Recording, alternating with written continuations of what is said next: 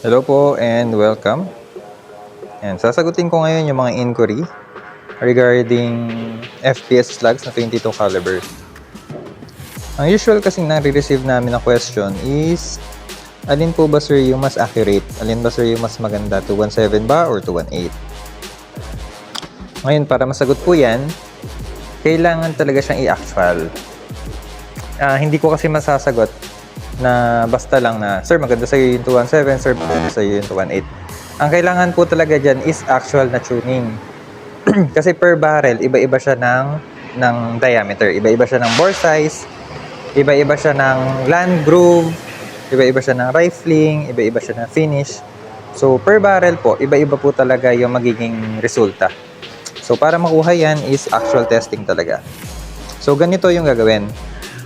First, pwede kayo mag-start sa mali na pick up.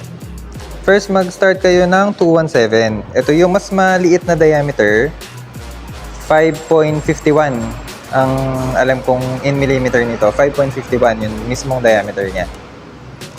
So, sa pellet kasi is 5.51 to 5.56 yung head size. Pero yung skirt niyan, mga 5.6. So, mas malaki talaga. Since sa pellet kasi wala siyang skirt na tinatawag, diretso lang siya. Or shank, yung pinaka-body niya is tinatawag minsan na shank. Yun yung diameter niya, 217.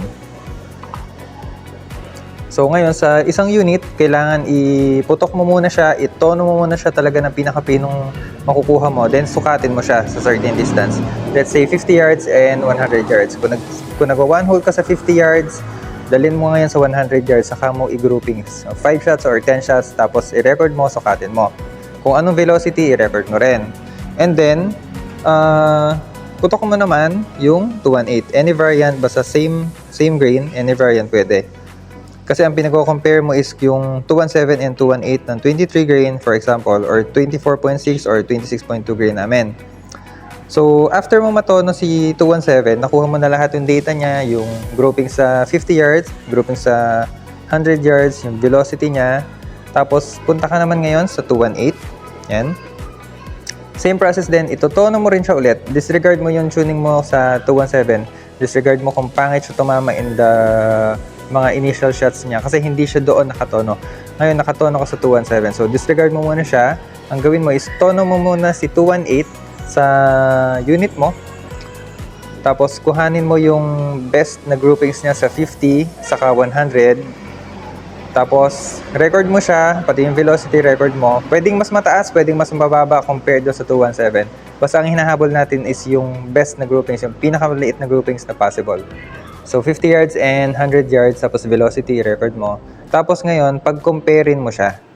So, yun yung sagot. Ikaw mismo yung makakasagot dun sa tanong na kung alin ang mas maganda sa unit mo, sa barrel mo, kung 217 ba siya or 218. Laging ganun lang din po yung sagot namin. Any barrel yan, laging ganun po yan. Kahit parehas po yan ng FX barrel, ganun din po yan. Kasi meron nga siyang difference per barrel.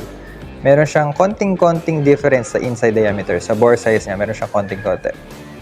Pati sa finish, meron din yung konting-konti. So yung minimal na yon, katulad din dito sa konting-konting difference ng 217 and 218. So, yun lang po. Tulad dito sa unit ko na to, before, 217 ginagamit ko. Tapos ngayon, nag-218 ako. Mas nagustuhan ko yung tama niya. Hindi ko naman sinasabi na mas maganda si 218.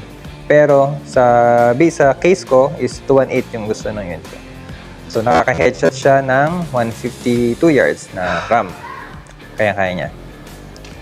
So, yun. Nasagot na po yung inyong tanong. PM lang po kayo pag meron pa kayong mga katanungan. Thank you guys for watching.